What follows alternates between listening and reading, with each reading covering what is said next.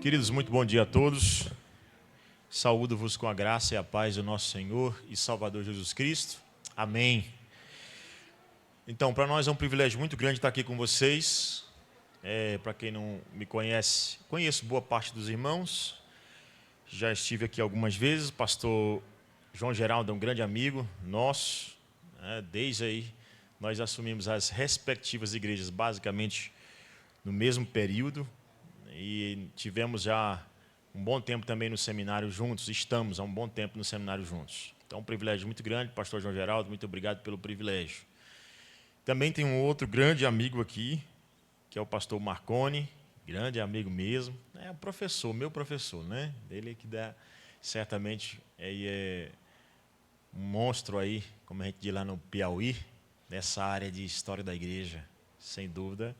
É realmente um mestre. Deus o abençoe ricamente. Queridos irmãos, estou aqui com minha família. Minha mãe está lá atrás, minha esposa, os meus 2 filhos já devem ter ido para a classe deles. Então, para mim, para nós, é alegria, de fato, de verdade, muito grande. Está ali o Caio também, foi meu aluno no seminário. Deus o abençoe ricamente, vi agora. Deus derrame graça sobre a vida dele. Queridos irmãos, vamos abrir a palavra de Deus em 1 Samuel, primeiro livro de Samuel, capítulo de número 2. 1 Samuel, capítulo 2. Muito embora eu vá utilizar todo o capítulo, eu vou começar lendo do verso 11 até o verso 17. Tá? Como é um estudo, escola dominical, eu acredito que eu posso fazer isso com mais tranquilidade. Então, primeiro livro de Samuel, capítulo de número 2, versos de 11 a 17 a princípio, mas utilizarei todo o capítulo, não somente esse texto, mas também outros textos das Escrituras que são preciosos para o tema que vou trazer. Pretendo falar nessa manhã sobre a busca das bênçãos do pacto para a família. A busca das bênçãos do pacto para a família. Eu vou explicar melhor o que é isso, na medida que estiver trazendo o tema, ou desenvolvendo o tema. Diz assim a inerrante palavra do Senhor, palavra de salvação. 1 Samuel 2:11. Então Eucana foi-se a Ramá, a sua casa, porém o menino ficou servindo ao Senhor perante o sacerdote Eli. Eram, porém, os filhos de Eli, filhos de Belial, e não se importavam com o Senhor. Pois o costume daqueles sacerdotes com o povo era que, oferecendo a alguém sacrifício, vinha o moço do sacerdote, estando-se cozendo a carne, com um garfo de 3 dentes na mão, e metia na caldeira, ou na panela, ou no tacho, ou na marmita, e tudo quanto o garfo tirava, o sacerdote tomava para si. Assim se fazia a todo Israel que ia ali a Siló.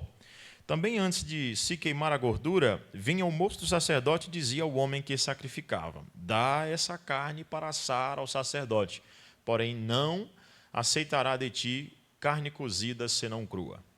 Se o ofertante respondia: queime-se primeiro a gordura e depois tomará quanto quiseres, então ele lhe dizia: não, porém hás de mandar agora, senão tomá-la-ei a força. Era, pois, muito grande o pecado destes moços perante o Senhor, porquanto eles desprezavam a oferta ao Senhor. Vamos ao Senhor em oração mais uma vez, irmãos. Senhor Deus, muito obrigado pelo privilégio que é estarmos no dia do Senhor, na presença do Senhor, na comunhão dos santos, com a Tua palavra diante dos nossos olhos.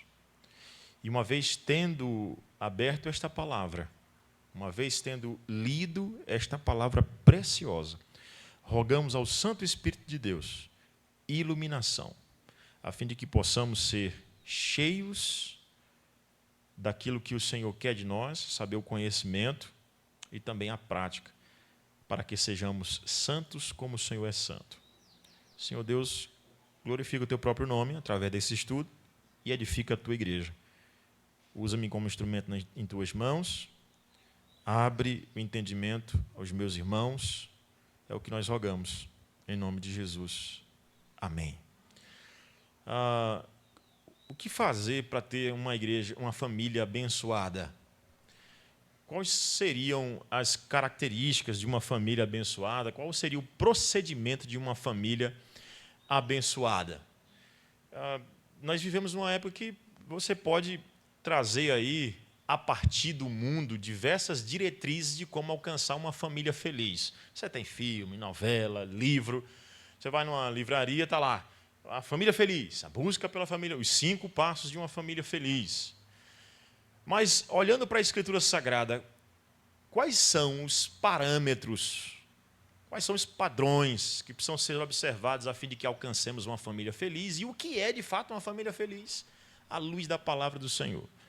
Quero mostrar isso a partir desse texto, quando nós temos aqui, de fato, 2 famílias que são comparadas. Uma família que é abençoada, a família de Eucana, / Ana, e eu vou explicar por que eu estou dando essa ênfase em Ana, na medida que estiver dando estudo. E a outra família, a família de Eli, né? O sacerdote Eli, que infelizmente acabou tendo uma família muito amaldiçoada. Ou seja, ele recebeu as maldições do pacto, da aliança, sobre sua vida.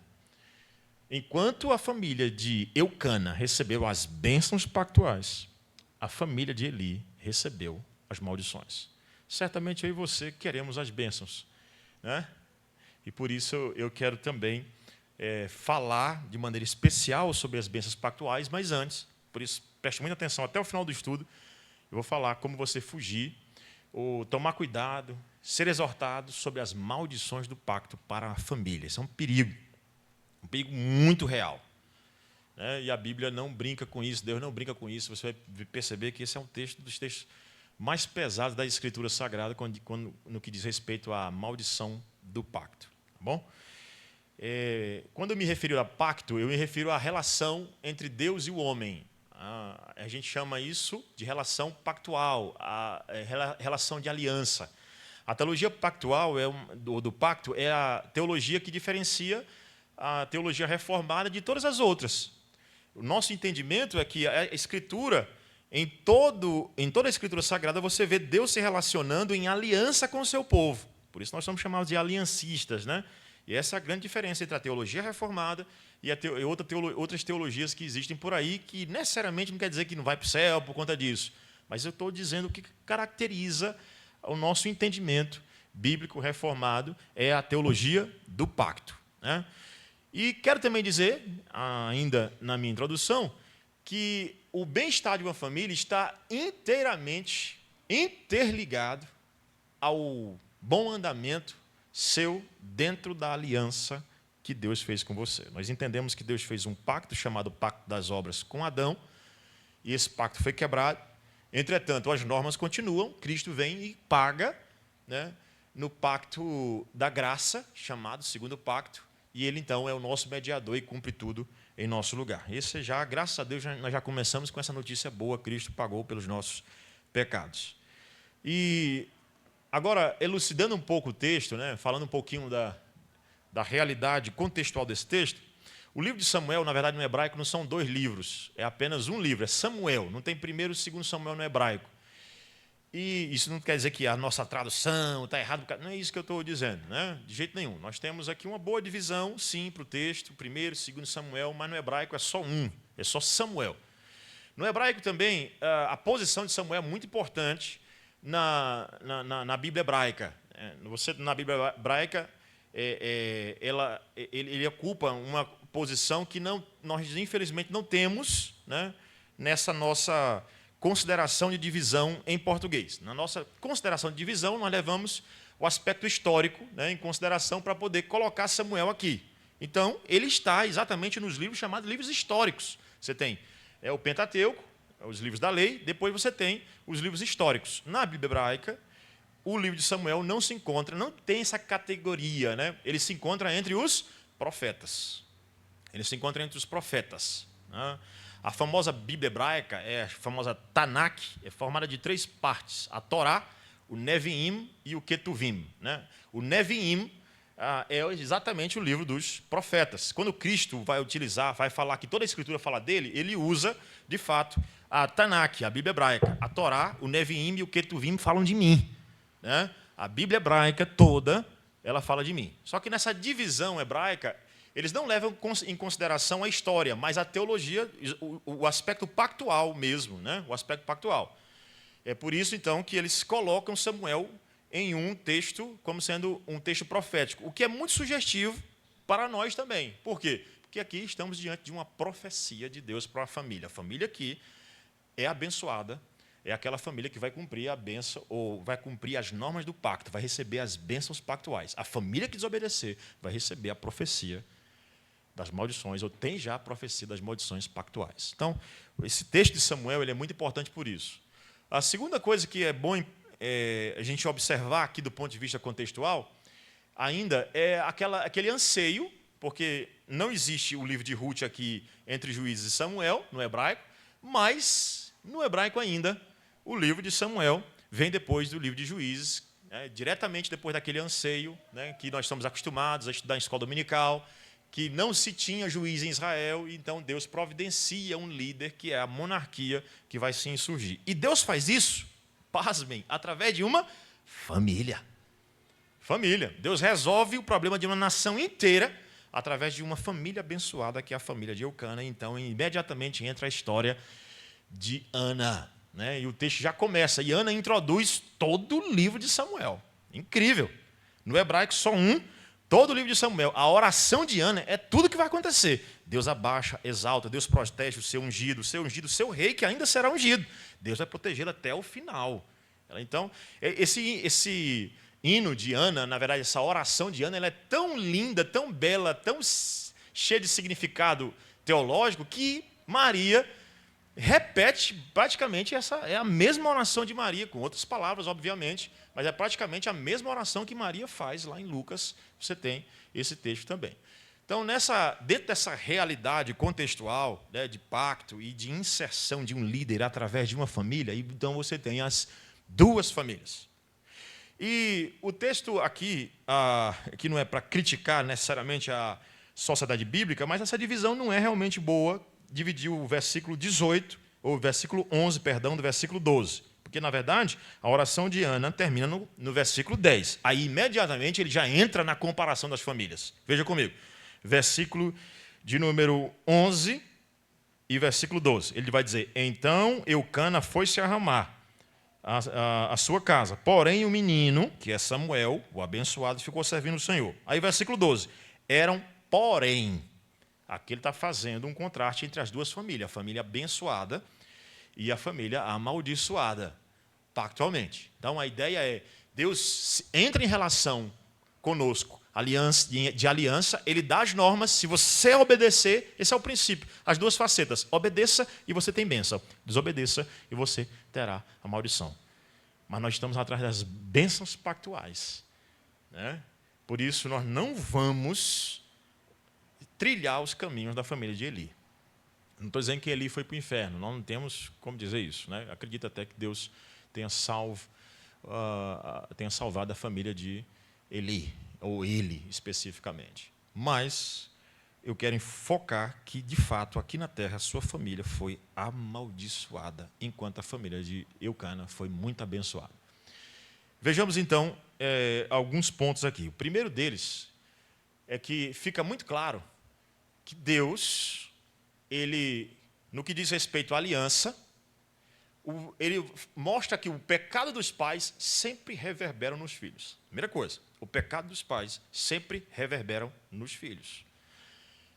A ideia é pecados pactuais, né? Deus entra em aliança com a família começa a viver em pecado, Deus vai amaldiçoar aquela casa. Pastor, o senhor está defendendo maldição hereditária? Não, estou defendendo que Deus prometeu lá em Êxodo capítulo 20, no segundo mandamento. Ele disse claramente que ele visita com maldição até a terceira e quarta geração daqueles que lhe aborrecem, mas também Deus abençoa até 1000 gerações daqueles que guardam os seus mandamentos. É isso que eu estou defendendo.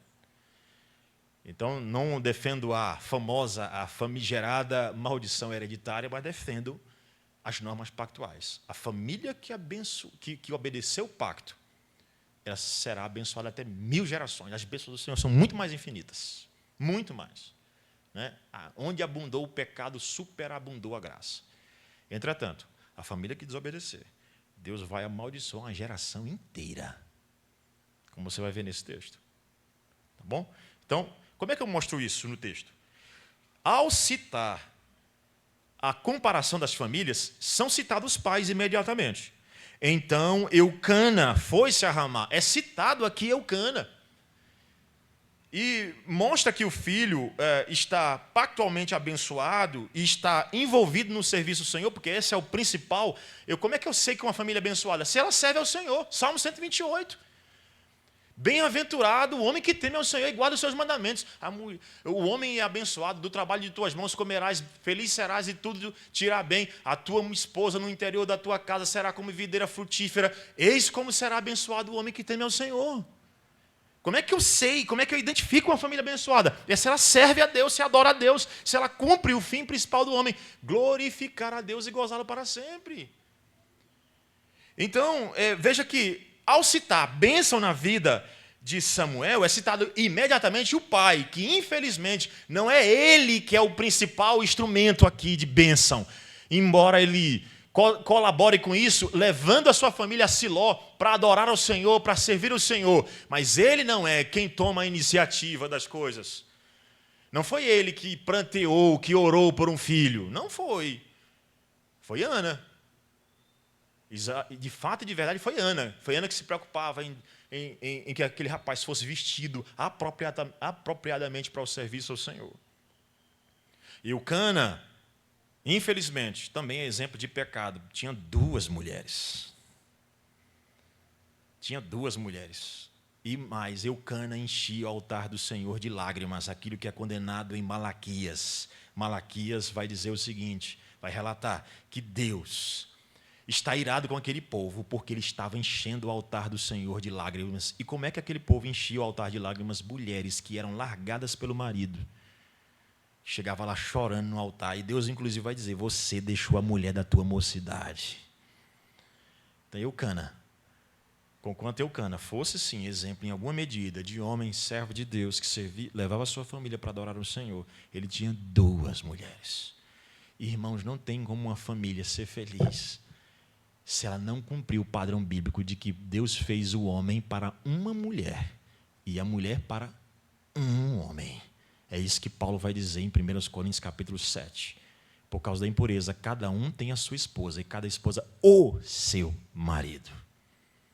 Quantas famílias estão sofrendo porque homens têm mais de uma mulher?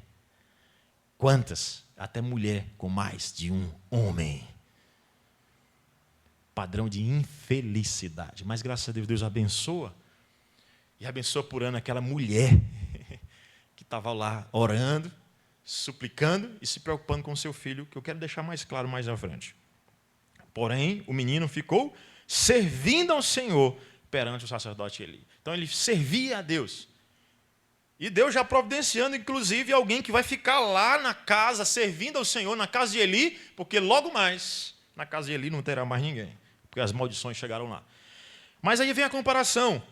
Eram, porém, veja aí o contraste com essa conjunção adversativa. Eram, porém, os filhos de Eli, filhos de Belial. Interessante isso, porque Eli, ele via Ana orando, não saía palavra da sua boca e dizia o quê? Essa mulher é filha de Belial. Interessante. Quando, de fato e verdade, filho de Belial eram os filhos dele. Porque, irmãos, infelizmente, nós somos muito fáceis para identificar o erro na casa dos outros, na família dos outros, mas na nossa, difícil, né? Os filhos, pai, o filho do pastor faz barulho, misericórdia. Eita, mas olha como a esposa do fulano de tal, olha como o marido trata ela. E a sua casa? O problema é que nossa casa está cheia de problemas, a gente falando mal da casa dos outros. E está aqui. Enquanto Eli achava que Ana era filha de Belial, os seus filhos, o texto é claro em dizer, eram, porém, os filhos de Eli, filhos de Belial, e não se importavam com o Senhor. Enquanto Samuel servia o Senhor, os filhos de Eli não se importavam com o Senhor, porque o pecado dos pais, eu vou já mostrar o pecado de Eli. Você não pensar que eu estou sendo injusto com ele, tem pecado sim na casa dele. Inclusive ele é conivente como cabeça com relação a isso. Agora, eu quero provar ainda em outro texto esse ponto. Abra, por favor, em Gênesis capítulo 4. Gênesis capítulo 4. Gênesis 4, versículo 17. Por favor, veja comigo. Gênesis 4, 17. E perceba comigo que esse pecado, como é que o pecado do pai se propaga na geração. Na geração, viu? Versículo de número 17 do capítulo 4 diz o seguinte. Aqui nós temos a comparação de duas gerações, duas famílias. Quais as famílias? A família de... Vamos lá? A família de Caim e a família de Adão. Ah, pastor, não estou entendendo. Caim não é filho de Adão? Como é que é duas famílias? Sim, mas aqui são duas sementes. Muito embora Caim fosse filho biológico de Adão, ele não era da descendência espiritual do seu pai. Ou seja, o seu pai, agora, por causa da redenção, por isso acredito também que, nesse texto, inclusive, que Adão foi salvo, mas o seu filho Caim foi perdido. E é isso que acontece, que nós precisamos lutar, irmãos, para não acontecer na nossa casa. Né? Isso por conta do pecado, que inclusive reverberou no filho. Mas aí veio a redenção. E aqui um princípio muito claro, que nós precisamos amar os nossos irmãos em Cristo, porque nós vamos ter no céu uma relação maravilhosa, espiritual, com os nossos irmãos espirituais, que infelizmente não teremos com muitos parentes de sangue que nós temos, porque eles não fazem parte da aliança, da graça. Não fazem. E aqui um exemplo disso. Versículo 17, você tem aí a descendência de Caim, a comparação é essa, não é de Sete, é de Caim mesmo. A Caim e Adão. Caim, versículo 17, coabitou Caim. E versículo de número 25, tomou Adão, ou tornou Adão. Adão, essas são as duas que Deus está comparando aqui nessa narrativa. Versículo 17 diz o seguinte: e coabitou Caim com sua mulher, e ela concebeu e deu à luz o filho. Deu à luz a Enoque. Caim edificou a cidade e lhe chamou Enoque. Esse aqui sabe muito bem quebrar a aliança e propagar o pecado de geração em geração. Ele pecou contra Deus quando ofereceu o culto errado, que foi a mesma coisa de Ofni e Finéias, os filhos lá de Eli, pecou também com relação ao culto. Deus lhe deu a chance, né? Ele disse, rapaz, eu não estou entendendo. Eu vou te citar a norma pactual. A norma pactual é essa: se procederes bem, serás aceito. Se procederes mal, o pecado está à porta. Cumpre a ti dominá-lo. Na realidade pactual, você tem responsabilidade pactual. E eu vou te lembrar, se você obedecer, você tem bênção. Eu vou aceitar o teu culto. Se você desobedecer, deixa eu te lembrar a norma pactual. Eu vou te matar. Esse é o princípio. Vou te lembrar o que aconteceu lá atrás. É claro que você não vai. O pecado está aí como uma serpente. Ele está à espreita. Ele está só esperando para dar um bote. Eis que o pecado jaz à porta. Ele está como uma serpente querendo te destruir. E você precisa estar disposto ou pronto para resistir ao pecado. Senão acontece a mesma coisa que aconteceu com seu pai. Ele vai entrar em desobediência e trazer maldição sobre a sua geração. O que acontece, então, imediatamente, é que Caim, ao invés de obedecer, aí Caim obedeceu, né? Não. Caim, com o coração ainda mais duro, ainda mais, quanto mais, ele permaneceu no pecado e foi lá e matou o seu irmão. E Deus ainda procura, que é sempre assim, Deus vai procurar, como procurou Adão, graça, misericórdia, compaixão, sempre foi assim. Mas Deus, sendo rico em misericórdia, Deus vai lá e pega, cadê o seu irmão? Nada, ele não quer arrependimento, ele não confessa, ele diz, eu não sou nem tutor do meu irmão, não tenho nem responsabilidades. Tem sim responsabilidades pactuais sobre o seu irmão mais novo. Ele não está nem aí para isso, ele quebra as normas. E é só maldição sobre maldição. E aí o versículo 18 diz o seguinte, o versículo 17 diz que ele pegou uma cidade e botou o nome do filho dele. Autoexaltação, meu amigo, ao invés de culto a Deus, mas culto a ele e a família, igual Eli, honra os filhos mais do que a Deus. Esse é o problema pactual de muitas famílias. E aí, veja mais, ele vai dizer, né, no versículo de número 18, Enoque nasceu-lhe Irade gerou, e ele vai falando até chegar em Lameque. Lameque tomou para si 2 mulheres. Quantas? 2 mulheres. Aqui você já tem, irmãos, infelizmente, uma geração amaldiçoada que já começa a pecar, que tem boas habilidades, sabe construir cidades. Sim, ímpios sabem fazer cidades. Não para a glória de Deus, mas sabem. Eles são capazes ainda por a imagem de Deus que permanece deles, quebrada. Eles fazem cidade para si mesmo. Eles sabem fazer instrumentos cortantes, metalurgias, eles sabem mexer com música. Aqui a descendência de Caim, caída. Mas não faz música para a glória de Deus. Muitos ímpios fazem músicas, sabem tocar muito bem, mas vai fazer sofrência, traição, destruição. É isso que eles vão fazer, cantar adultério. É isso que eles vão cantar. Não vão fazer para a glória de Deus. E vão ser assassinos. A música deles vai ser a música de Lameque. Matei um homem. Olha, veja comigo aí o texto, como o mal se propaga de geração em geração. Versículo de número 20. Ada deu à luz a Jabal. Versículo 21. O nome de seu irmão era Jubal. Versículo 22. Zilá, por sua vez, deu à luz. Versículo 23. E disse Lameque às suas esposas: Ada e Zilá, ouvi-me. Ele disse: vós, mulheres de Lameque, escutai o que passo a dizer-vos. Matei um homem, porque ele me feriu, e um rapaz, porque me pisou. 7 vezes mais se tornará a vingança de Caim, de Lameque, porém, 70 vezes 7. Veja como o mal de um pai se propaga de geração em geração. Se lá o meu avô, tataravô, o meu ascendente pecou, pois eu agora vou pecar, e o meu mal será 70 vezes mais. Veja como o pecado, ele se propaga de geração em geração, e veja como o mal. Como é que isso acontece? Porque um pai ensina o filho. Não é uma coisa automática, mas o pai ensina o filho. Além disso, existem as maldições do próprio Deus pela desobediência de uma geração iníqua.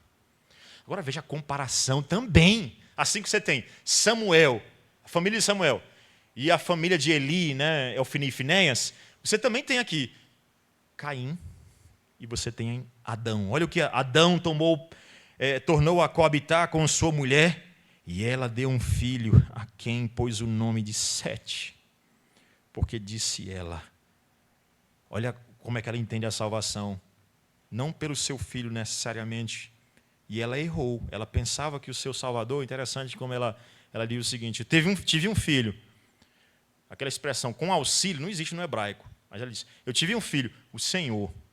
A expectativa é que Caim já fosse o Salvador. Ela se enganou. E não podia mais ser Abel, está morto. Mas será um substituto. Olha o que ela diz: Deus me concedeu outro descendente no lugar de. A salvação para o povo de Deus vem pela substituição. Alguém morre, ou alguém vem para substituir um morto. Os seus delitos e pecados, obviamente. Abel era bom, Caim era semente ruim. Mas fica mais claro ainda. Olha a humildade de Adão. A Sete, ou da descendência dele, né? A Sete nasceu-lhe também um filho, ao qual pôs o nome de Enos, que quer dizer humano, simples, passageiro, frágil. Uma descendência bota o nome da cidade no filho. Esse aqui diz, esse é frágil. O qual apontava para o próprio Cristo. Enos, aquele que formosura nenhuma havia em seu rosto, que não tinha grandes habilidades do ponto de vista humano. Não era um grande músico, não era um grande feitor, mas era um grande salvador. E olha a comparação, para fechar aqui. A Sete nasceu-lhe também um filho, ao qual pôs o nome de Enos. Daí começou-se a invocar o nome do Senhor. Expressão também não muito boa. O hebraico diz, lá se invocava o nome do Senhor. Ou seja, enquanto um homem levanta a cidade e bota o nome do filho, no outro lugar, invoca-se o nome do Senhor. Enquanto Eli adorava os seus filhos mais do que a Deus, na casa de Ana, adorava o nome do Senhor, enquanto Caim botava o nome da cidade do seu filho, Adão, a sua descendência, invoca o nome do Senhor. Por quê? Aquilo que o pai faz reverbera nos seus filhos. Entenderam? Segunda coisa. Volta lá para o texto de Samuel. Segunda coisa.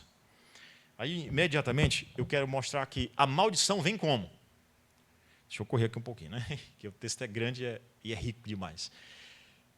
A maldição vem como? A maldição vem pela desobediência. Isso que eu quero mostrar agora. Aquilo que o pai faz, positivo ou negativo, reverbera, porque esse foi o princípio pactual em Adão. Adão, Deus o elevou na qualidade de representante federal da raça humana, e o que ele fizesse de certo ou errado, reverberaria não somente na vida dele enquanto ser humano, mas de toda a raça humana a quem ele representava. Um representante pactual. A família, é assim que Deus age, né? Chama a família pactual, abençoa a família pactual. E aí, então, o pai que era para ser o pai pactual é o pai que quebra o pacto, quebra a aliança, que é no caso de Eli. E aqui, como é que Deus amaldiçoa uma família? Por que Deus amaldiçoa uma família, na verdade? Deus amaldiçoa pela quebra. Então, a maldição vem pela quebra da lei, vem pela quebra da norma do pacto. Deus faz aliança e diz, faça isso. Não coma do fruto. Não coma para que viva, porque no dia que comer, vivas, porque no dia que comer, certamente morrerás. Essa é a estrutura do mandamento. E aí aqui, você tem agora, se desobedecer, tem maldição. Veja comigo no verso de número 13. Qual era aí o pecado? Quais foram os pecados dos filhos de Eli? São dois tipos de pecados do filho de Eli. São pecados litúrgicos e pecados morais. Pecados litúrgicos e pecados morais. Veja aí comigo no versículo de número 13. Pois o costume daqueles, primeiro pecado litúrgicos, o costume daqueles sacerdotes com o povo era que, oferecendo alguém o sacrifício, vinha o moço do sacerdote e, estando cozendo a carne, com um garfo de 3 dentes, né, ele pegava lá o tridente, que, claro, não tinha significado que tem satânico, né, hoje, né, o diabo tem lá o tridente, está na mão, muito embora seja sugestivo para o texto, mas não tem nada a ver. Não tinha esse significado, na verdade, ele tinha lá o garfo na mão de 3 dentes, tinha lá a panela, o tacho, seja lá a coisa marmita, ele pegava o garfo e pegava qualquer parte e puxava e comia. E se alguém dissesse assim, não faça isso, porque deixa primeiro eu assar, como é o mandamento, como é prescrito lá em Números 7, por favor, espera. Existe uma norma pactual de culto, existe um princípio que regula o culto. Não faz isso, Ofni e Finéias. Diz que o rapaz me dá, que se você não me der, eu tomo a força. Por que eles não podiam pegar qualquer parte? Só 2 poderiam ser deles. Segundo Números, capítulo 7, só podia ser a coxa ou o peito, que era reservado. E eles pegavam qualquer parte. Eles não estavam nem aí para as normas pactuais de culto. O problema, irmãos, da família pactual aqui, o erro. E aqui, às vezes, a gente pensa assim, pastor, não tem problema errar no culto, não. Meus irmãos, culto é coisa séria. Eu levo muito a sério o que ele ordenou em relação ao culto. E aí, nesse sentido, ore pelo seu pastor, ore por mim. Porque nós fazemos liturgia, meu irmão, e se eu inserir uma coisa errada, ai de mim, ai dele, ai de nós. Porque culto é coisa séria. E sabe qual era o argumento deles? Quando o povo diz assim, calma, deixa eu assar. O argumento dele, me dá, senão eu tomo a força. Não tem argumento teológico, é o argumento da pancada, é o argumento da força. Se eu não tenho um argumento teológico, então eu vou dizer, é a força da minha tradição, é a força do meu... Pastor, mas é desse jeito porque sempre foi assim. Não, irmãos. Se o pastor está ensinando você com relação ao princípio de culto, ouça. Ele é o servo de Deus que Deus separou para tratar do culto. Que a Igreja Presbiteriana tem lá no seu manual, no seu PL, Princípios de Liturgia, dizendo que o supervisor da liturgia é o pastor. Que responsabilidade caiu sobre nós? Que peso! A essa altura você está já imaginando por que o pastor é tão zeloso, por que ele não inclui qualquer coisa, por que ele quer saber. Por que ele superintende? Porque ele sabe o peso que é não cumprir as normas pactuais do culto. E sabe uma das coisas, as lutas que nós precisamos ter para poder alcançar esse padrão? É o culto familiar. Pastor, como é que eu sei? E como é que eu ensino meus filhos a cultuarem bem? Irmão, se o seu filho cultuar em casa, ele tem grande chance, com o passar do tempo, claro, e aqui estou usando o princípio pactual, de com o passar do tempo, porque criança é criança, tá? Criança é criança em qualquer lugar. Então ele vai dar uma bradada, vai dar uma gritada, vai chorar. Criança é criança em qualquer lugar. Mas o princípio pactual é: quanto mais você ensina o seu filho a cultuar em casa, melhor ele vai cultuar a Deus. Quanto mais ele estiver acostumado com o culto doméstico, mais ele vai glorificar a Deus de maneira correta. Que é uma luta que nós devemos travar. Luta grande. Quem tem filho sabe disso. Eu tenho 2 máquinas. E eu sei o quanto é difícil. Bota lá os 2 para fazer o culto familiar, e um chora, o outro muda de assunto. Não, porque lá na escola hoje o fulano fez tal isso comigo. Ele vai querer se desviar das normas pactuais do culto. Mas eu tenho que centralizá-lo. Aqui, meu filho. Não é para você esse culto, é para Deus. Não é qualquer parte. Não é o jeito que você quer. É do jeito que Deus mandou. Ah, mas eu não queria desse jeito. Não é a sua força. É a força do argumento bíblico. A Igreja Presbiteriana do Brasil, baseado no capítulo 21 da Confissão de Fé de Westminster, sobre o dia do Senhor e o culto e o dia do Senhor, você tem lá o que nós chamamos de princípio regulador do culto. Princípio regulador do culto. Então, a Igreja Presbiteriana, ela não tem, como uma igreja católica, uma liturgia estereotipada, o que seria uma liturgia fechadinha. Para qualquer lugar vai ter que ser aquilo. O anglicanismo também tem isso, né? O Locke, o livro de oração comum. Né? Mas a Igreja Presbiteriana tem o princípio regulador do culto. O PRC, princípio regulador do culto. A gente acredita que existem alguns elementos que são cruciais, que eles não podem faltar no culto, que a gente chama de elementos ordinários. Existem elementos ocasionais do culto. Ocasião, né? Os ordinários, pregação da palavra, leitura, aquilo que tem em todo culto, para ser culto tem que ter, né? E os ocasionais, o juramento, tem ordenação, tem batismo, né? Profissão de fé, o pastor anunciou agora há pouco, juramento. Existem as circunstâncias, e aí depende, claro, de fenômenos da natureza, melhor circunstâncias para a igreja também, né? A cor do banco, o ventilador, tudo isso não é elemento de culto, né? Você pode fazer o culto 9h30 da manhã, mas pode fazer às 10, às 11. Claro, vai levar em conta a natureza, o bem-estar de cada um. Você não vai fazer em Teresina, por exemplo, um culto meio-dia. Que Teresina é minha terra, né? Estou falando, é um pouco quente. Você faz um culto meio-dia, é um pouco, viu, Marconi? O Marconi olhou assim e disse: pouco? Mas é meu vizinho lá de São Luís. Então, praia, né? Teresina é melhor, de fato. Aí, então, o princípio regulador do culto fala sobre isso, né? Então, a circunstância. Mas, irmãos, culto, é coisa séria para nós. A gente precisa levar muito a sério isso daqui e falar para os nossos filhos. E orar por nós, para que nós façamos um culto segundo que agrada a Deus, que Deus seja louvado. Né?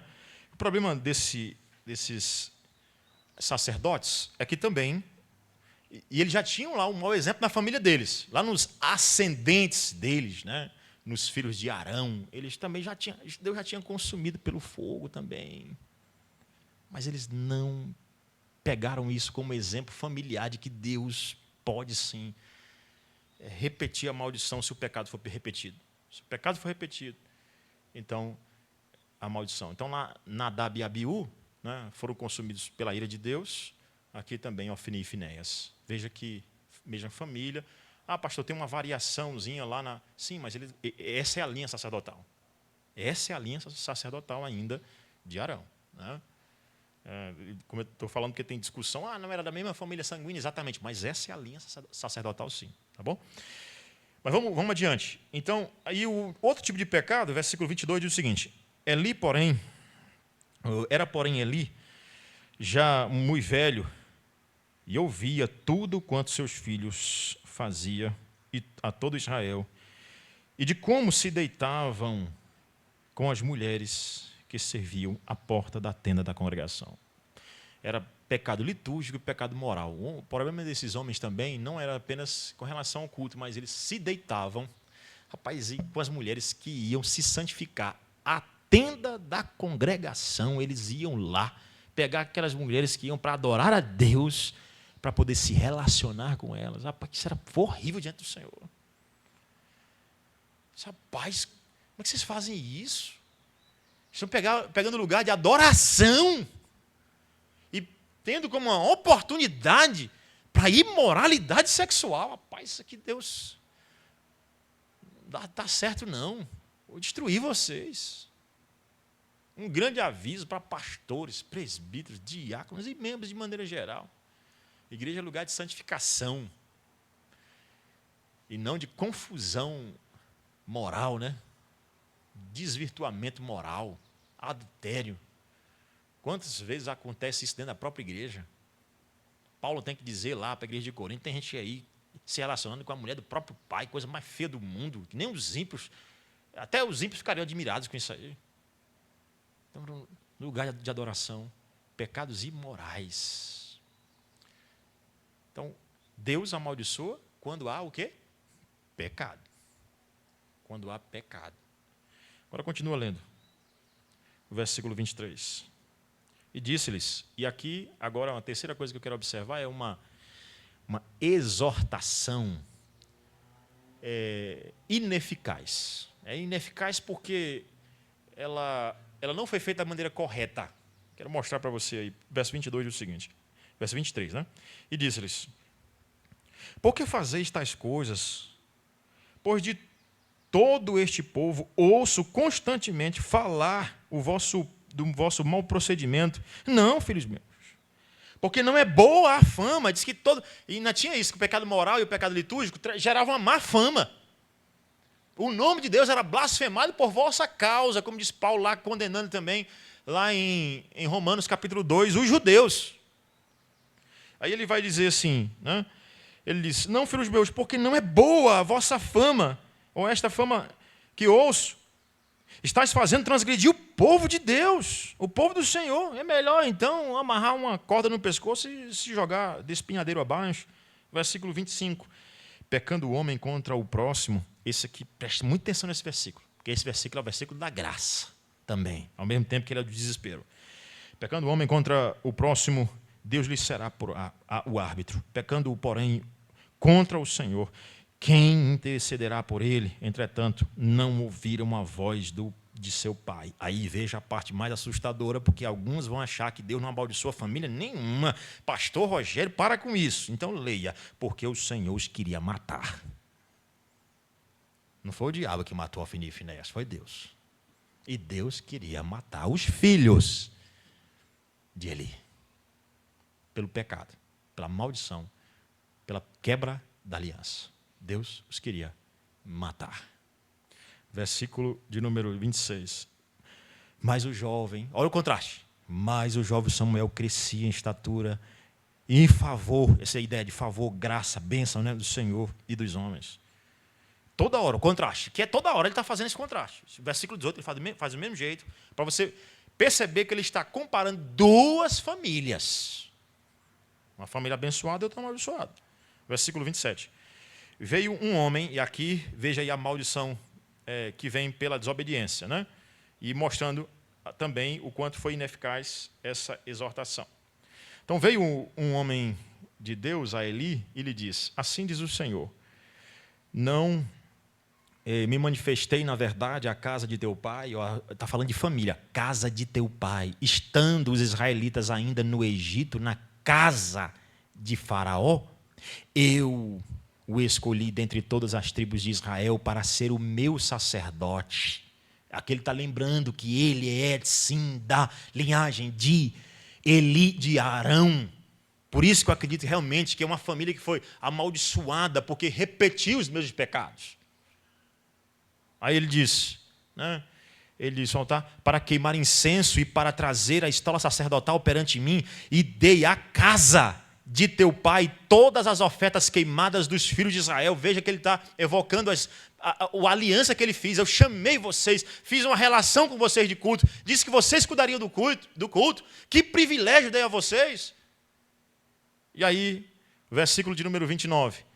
Por que pisais aos pés os meus sacrifícios e as minhas ofertas de manjares, que ordenei se me fizessem na minha morada? Olha Deus citando a norma pactual. Por que vocês quebraram a lei? Comeste do fruto? Algo dessa natureza, né? E tu, por que honras? E aqui, para quem tinha dúvida ainda de que Eli, de fato, tinha pecado contra o Senhor. Está aqui o texto muito claro, muito claramente. E tu, por que honras teus filhos mais do que a mim, para tu e eles vos engordardes das melhores de todas as ofertas do meu povo de Israel? Se você tem engordado, você tem comido ilicitamente do sacrifício, usando uma metáfora, acredito, alguns vão acreditar que literalmente, a razão pela qual ele teria quebrado o pescoço quando caiu da cadeira, porque ele era pesado, mas acredito que isso é usando realmente uma figura para mostrar que ele estava se beneficiando, porque todo tipo de gente peca contra o Senhor, nesse tipo de área, ou nessa área, que é o culto. O problema deles é idolatria, o problema de Eli é idolatria. Amava o filho mais do que a Deus. Ao invés de cultuar o Senhor, cultuava os filhos. Como infelizmente nós, irmãos, que não corrigimos eficazmente nossos filhos. Ele poderia parar e dizer o seguinte: você não cultua mais a Deus, você não vai mais oficiar o culto, está fora. Não entra mais no altar do Senhor, ou não vai mais para o altar do Senhor. Está em pecado, está deitando com mulheres na porta da tenda da congregação. É duro, irmãos, quando são os nossos filhos. Porque é muito fácil, mais uma vez, quando são os filhos dos outros. Mas quando são os nossos, e eu falo isso daqui com muito temor e tremor, porque amanhã pode ser os meus filhos. Deus tenha misericórdia da minha descendência. E da sua também. Deus tenha graça. Deus faça graça com relação a nós. Senão estaremos perdidos. Porque você honra os teus filhos mais do que a mim. O que está acontecendo na sua família? Quem é o Deus lá dentro? Você, esposa, a quem você procura servir mais? Talvez o ponto de você não conseguir ser uma mulher bíblica, submissa, de acordo com as Escrituras, seja porque, de fato, você tem outros ídolos. Ou você é homem e não consegue amar sua esposa como Cristo amou a sua igreja, porque, de fato, você tem outros ídolos. Porque nós temos ídolos no coração. Talvez os nossos filhos estão aprendendo a ser adorados conosco. E eles vão ensinar os filhos deles, que são nossos netos. E assim até a terceira e quarta geração daqueles que aborrecem o Senhor. Deus tenha misericórdia de nós. O problema de Eli, ele recebeu a maldição do pacto, é porque ele honrava os filhos mais do que a Deus. Ele poderia ter afastado os filhos do serviço. E rápido, na hora que soube, porque disse que todo o povo já sabia. Então Eli também sabia. Todo o povo já sabia. Mas ele não queria acreditar que os seus filhos eram filhos de Belial. Identificava nos outros, mas não em casa. Versículo 30. Portanto, olha o que Deus vai dizer, que pesado, irmãos. Portanto, diz o Senhor, Deus de Israel, na verdade, dissera eu que... aí ele cita a norma pactual de novo. Dissera eu que a tua casa e a casa de teu pai andariam diante de mim perpetuamente, porém agora, diz o Senhor, longe de mim tal coisa, porque... Olha, leia comigo, vamos lá todo mundo junto? Que pacto é isso aqui, ó. Vamos lá? 1, 2, 3 e... Porque aos que me honrarem, ou me honram, honrarei. Porém, os que me desprezam serão... Me obedece, tem bênção. Me desobedece, tem o quê? Maldição. Os que me honram, eu honrarei. Os que me desonram, eu desonrarei. Quem foi que cantou isso? Ana, no seu hino. O Senhor abaixa e exalta. O Senhor faz subir e faz descer. Aí mais, irmãos, o que ele diz?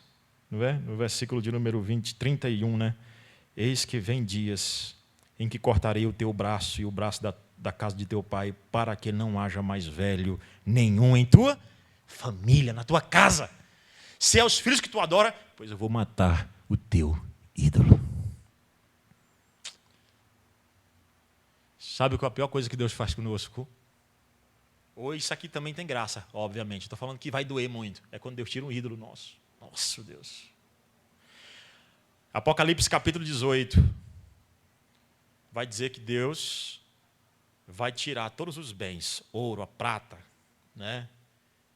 O unguento, o carneiro, a riqueza de todo aquele povo. Ele vai começar a chorar, porque Deus vai tirar o ídolo deles. Irmãos, Deus nos livre de adorar os nossos filhos. Deus nos livre de adorar nossas esposas. Deus nos livre de colocar qualquer coisa no lugar desse Deus que não aceita ser trocado por ninguém.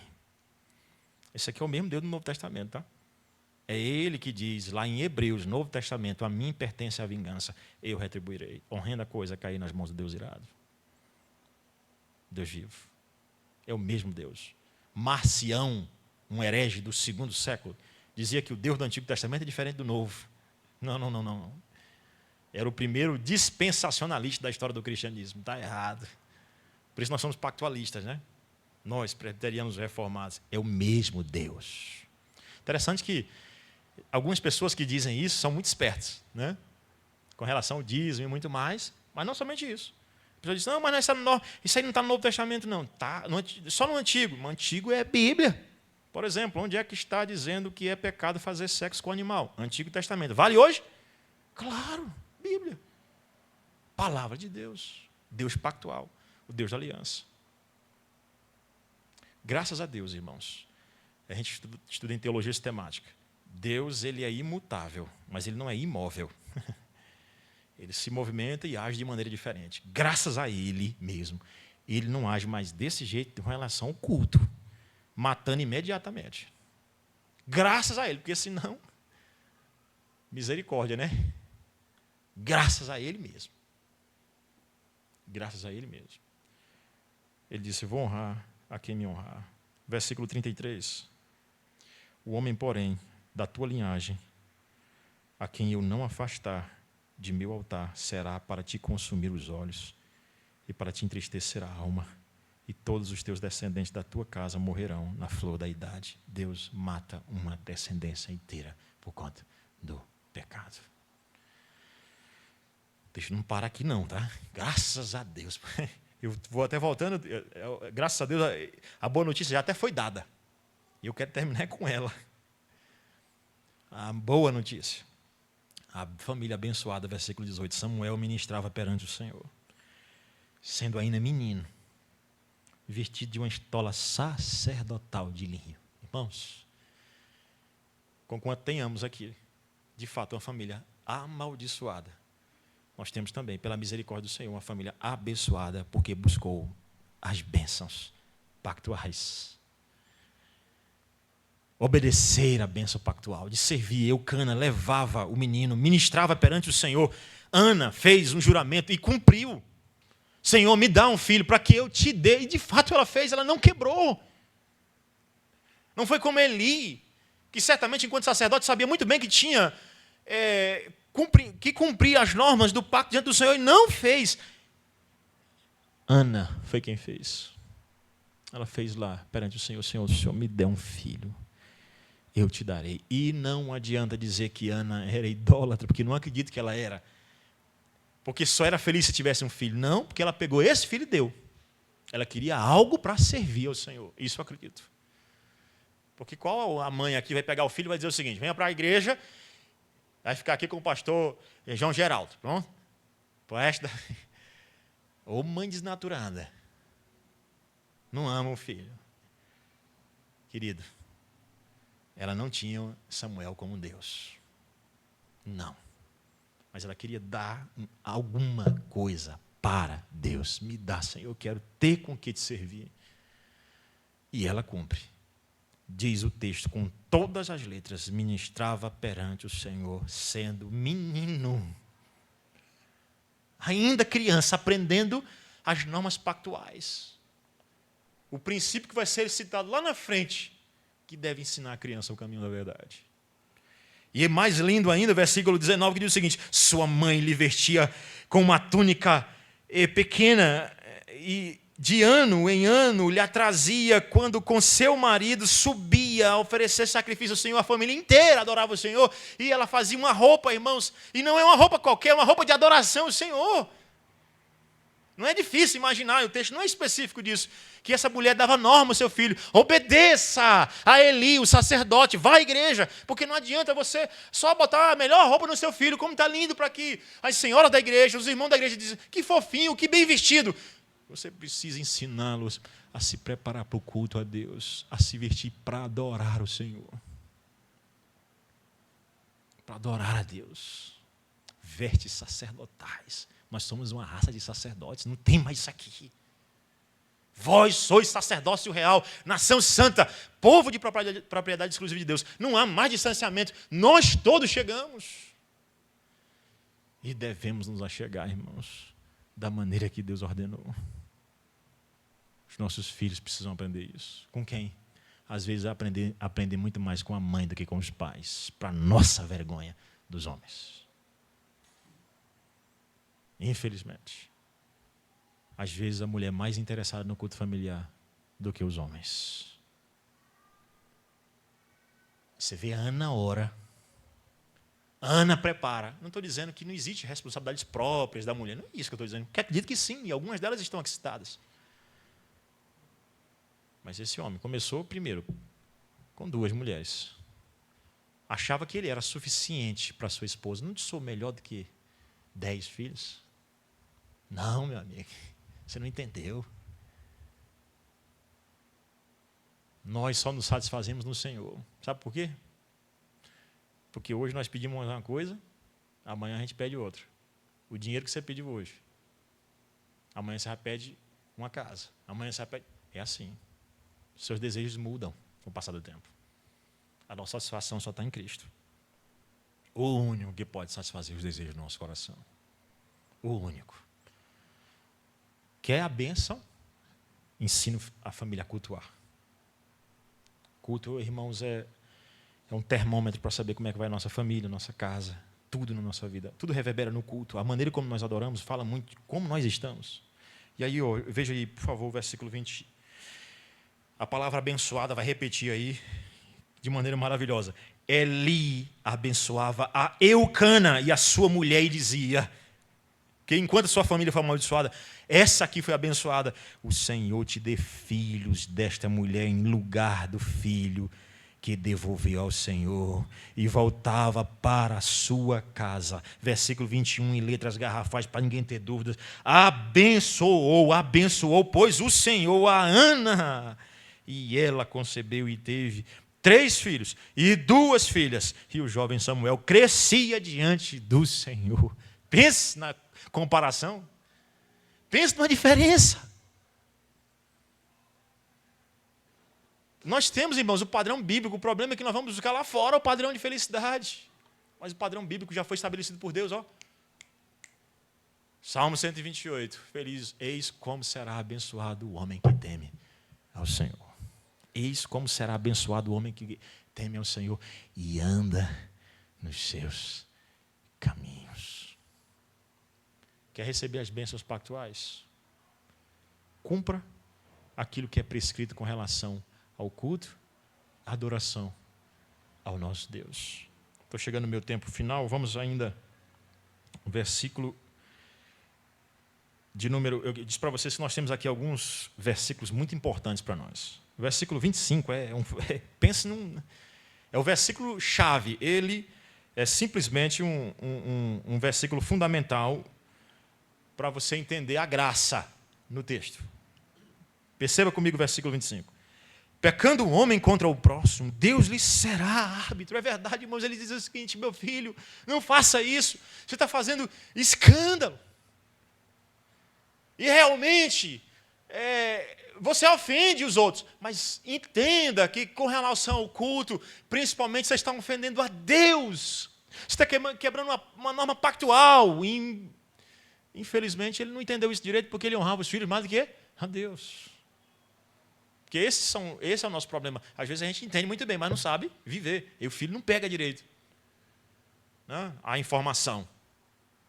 Mas aí ele diz, pecando contra o Senhor, olha, ele vai dizer, né, versículo 25, contra o Senhor, quem intercederá por ele? Meu amigo, se o homem peca contra o próximo, aí Deus vai e salva-o, mas agora se você pecar, você está perdido com relação a Deus. Aí, verso 35, então suscitarei para mim um sacerdote fiel, que procederá segundo o que tenho no coração e na mente. Aqui há uma disputa, eu nem tenho como resolver isso aqui, porque eu poderia dar os argumentos aqui de pensar em Abiatar, Samuel e outros, né, especificamente, mas eu vou na mensagem principal do texto, que ele vai dizer que esse sacerdote, né, ele diz, edificar-lhe-ei uma casa estável e andará ele diante do meu ungido para sempre. E mais, será que todo aquele que restar da sua casa virá inclinar-se diante dele, para obter uma moeda de prata e um bocado de pão, e dirá, rogo-te que me admitas algum dos cargos sacerdotais, para ter um pedaço de pão. Ana, mais uma vez, diz, aqueles que eram fartos, agora se alugam por pão, mendigam pão. Ana introduz todo o tema de Samuel, de maneira extraordinária. Mas a pergunta, irmãos, que fica no ar é, pecando o homem contra Deus, quem intercederá? Cristo, sim, porque o próprio Samuel não podia ser em si imediatamente, muito embora eu estivesse falando dele de alguma maneira aqui, porque os seus filhos também desobedeceram, ou pelo menos há essa dúvida, se de fato foram homens obedientes, mas Samuel não era perfeito, era homem pecador. Mas Cristo não, irmãos, Cristo não peca. E a pergunta é, se eu pecar contra Deus, se os meus filhos, se a minha casa pecar contra o Senhor, quem nos salvará? E a resposta é Cristo. E está lá em 1 João capítulo 1, filhinhos, essas coisas vos escrevo para que não pequeis. Se todavia alguém pecar, temos advogado junto ao Pai, Jesus Cristo justo, e Ele mesmo é a propiciação pelos nossos pecados, não somente pelos nossos, mas pelo mundo do mundo inteiro. Graça. Graça. Sacerdote por excelência. Naquilo que eu e você pecamos no culto, nós temos um Cristo que paga por todos os nossos pecados. Por isso, entenda, seus filhos vão errar sim em relação ao culto. Mas você precisa pregar sobre Cristo para eles imediatamente. Porque Ele é a única maneira deles serem salvos e escaparem da ira do Criador. A única maneira deles fugirem da ira vindoura do Senhor. A única maneira. Irmãos, quando eu olho para esse texto, eu olho entendendo primeiramente que o culto é coisa muito séria. Nós precisamos zelar para que não haja destruição por conta da nossa desobediência pactual com relação à adoração, ao culto ao Senhor, né? Nós precisamos imediatamente rogar ao Senhor. Então, o culto é coisa séria. Se você tem dúvida com relação a isso, fala com o pastor. Estuda o capítulo 21 da Confissão de Fé de Westminster. Entenda o que a igreja presbiteriana diz sobre culto. Estou falando de maneira oficial, né? A nossa única regra de fé e prática é as Escrituras, que nós estudamos aqui o tempo todo. Falei só de Bíblia. E a maneira oficial como nós interpretamos está na Confissão de Fé. Então, se interesse por isso. Um outro documento que eu quero sugerir para que você leia, se você não leu, obviamente acredito que alguns ou a maioria já leu, são os princípios de liturgia que a igreja presbiteriana tem. Mais uma vez, nós não acreditamos numa norma fechada, mas acreditamos que tem elementos que precisam ter no culto, sem os quais o culto não é culto. Aquilo que é ordenado na Escritura que deve ser absolutamente colocado. Outra coisa, irmãos, com relação a isso, é a responsabilidade que nós temos enquanto pais. Se o culto é importante, imagina o tamanho da responsabilidade que eu tenho e que você também. Interessante também observar que a leitura que os puritanos fizeram do quinto mandamento, de paz ali, são todas as autoridades. Então, aqui entra pastores, presbíteros, diáconos, professores de escola dominical, presidentes, todos vocês têm a responsabilidade de ensinar sobre a adoração a Deus para a geração vindoura. Se vocês querem uma igreja abençoada de geração em geração aqui dentro. Se vocês quiserem uma igreja abençoada, isso precisa ser passado. Outra coisa, quando a gente olha para cá, cuidado, a gente pode ter aquela tendência de Ofni e Finéias, a síndrome de Ofni e Finéias, que seria você olhar para cá e dizer assim, sabe de uma coisa? Estou nem aí. Estou nem aí. Vou rejeitar a norma pactual mesmo. Quero nem saber, pastor Rogério. Querido, cuidado. Não despreze o Senhor, porque aquele que não honrar, aqueles que o desonrarem, ele os desonrará. Isso é uma tendência. Mas a última coisa, veja comigo então, por favor, agora. Leia comigo a oração de Ana. Falei tanto dela, agora leia comigo, entendendo tudo aquilo que foi dito. E o que vai ser desenvolvido aqui com Davi, a vida de Davi, a Deus protegendo o seu ungido todo o tempo, que é o próprio rei segundo o coração de Deus, que é Davi, que aponta em última análise para o próprio Redentor, que é Cristo Jesus. Esse texto fala de Cristo. Diz o seguinte, então orou Ana e disse, o meu coração se regozija no Senhor. A minha força está exaltada no Senhor. A minha boca se ri dos meus adversários, porque me alegro na tua salvação. Você disse, essa mulher está se exaltando? De jeito nenhum. Não há santo como o Senhor, porque não há outro além de ti, e rocha nenhuma há como o nosso Deus. E aí, claramente, como ela não está se exaltando, versículo de número 3, não multipliqueis palavras de orgulho, nem saiam palavras arrogantes da vossa boca. Foi o que aconteceu com Ofni e Finéias. Palavras arrogantes, me dá, senão eu tomo. Ainda, porque o Senhor é o Deus da sabedoria e pesa todos os feitos na balança. Deus vai uma hora julgar essas coisas. Pode ter certeza. Ele vai pesar os pecados de Ofni e Finéias e tantos outros. Do próprio Davi, que se tornou adúltero e assassino. Deus vai pesar todos os feitos na balança. É o Deus do pacto, Deus justo. Pesa todos os feitos da balança. O arco dos fortes é quebrado, porém os débeis cingidos de força. Você vai ver aqui que, realmente, nesse texto, Davi, o protegido pelo Senhor, só pela graça do Senhor, né? Protegido pelo Senhor, os grandes e valentes inimigos, não somente Golias, mas todos eles têm o arco quebrado pelo Senhor, e é o que é dito, né? Lá no Salmo 46, o Senhor quebra o arco, despedaça a lança. Versículo 5. Os que antes eram fartos, olha o que vai acontecer com a família do sacerdote. Era farto, tinha pão lá para comer, estava lá tendo acesso à comida. Ele diz, os que antes eram fartos, hoje se alugam por pão. Mas os que andavam famintos não sofrem mais fome. Até a Estéreo tem 7 filhos, e a que tinha muitos filhos perde o vigor. A casa que tinha muitos filhos agora não tem mais nenhum. Versículo 6. O Senhor é o que tira a vida e dá a vida. Faz descer a sepultura e faz subir. O Senhor empobrece e enriquece, abaixa e exalta. Levanta o pobre do pó e desde o monturo exalta o necessitado, para o fazer assentar entre os príncipes, para o fazer herdar o trono de glória. Porque do Senhor são as colunas da terra, e assentou sobre elas o mundo. Ele guarda os pés dos seus santos, porém os perversos emudecem nas trevas da morte, porque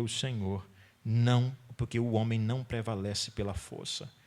Os que contendem com o Senhor são quebrantados, dos céus troveja contra eles. O Senhor julga as extremidades da terra, dá força ao seu rei, exalta o poder do seu ungido. Confie no Senhor, você terá socorro para você e sua família. Não rejeite para não receber as maldições do pacto. Amém?